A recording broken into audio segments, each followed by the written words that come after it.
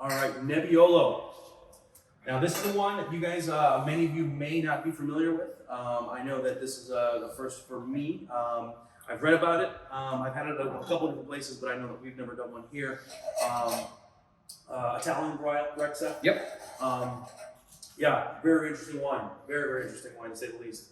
So if you know anything about our program here, if you've been a club member for a few years, which I hope you have, if you haven't, you'll quickly learn this. Grapes like the Zinfandel, the Tempranillo, the Barbera, Nebbiolo, we'll make them 2 years in a row. Pinot Noir is another example, and then not make them for a year or two, and it's just kind of to make our program stronger, more interesting. If you really like it, we will make it a main staple, but I like to bring in these grapes that are a little bit less rare for Virginia wineries to have on occasion. Nebbiolo was a perfect fit. This is the first time we tried it. Nebbiolo is it's very similar to Pinot Gris, that it's a gray grape. It's barely red. It's not a white grape, but it's that kind of grayish, it looks red, but there's not a whole lot of color to it kind of grape. So it looks interesting on the vine. It looks like it's going to be a light kind of bodied wine. It's not at all. It is a very tannic heavy, very light color sort of wine that usually requires a long-term aging until it's kind of palatable, similar to Tannat.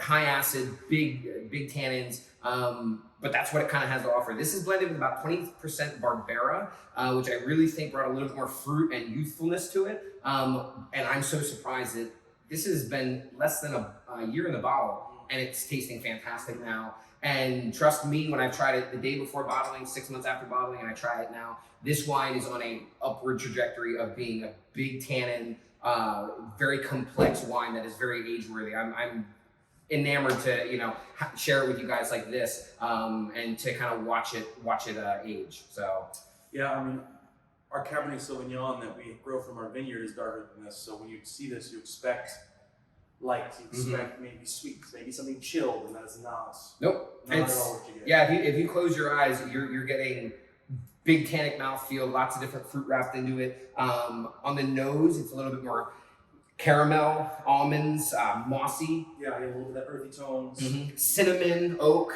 and a little bit of raspberry jam, I think. And as I said, that to me is from the 20% Barbera. That was a little bit more of a fruit bomb to the Nebbiolo's kind of earthy complexity, but it's still there.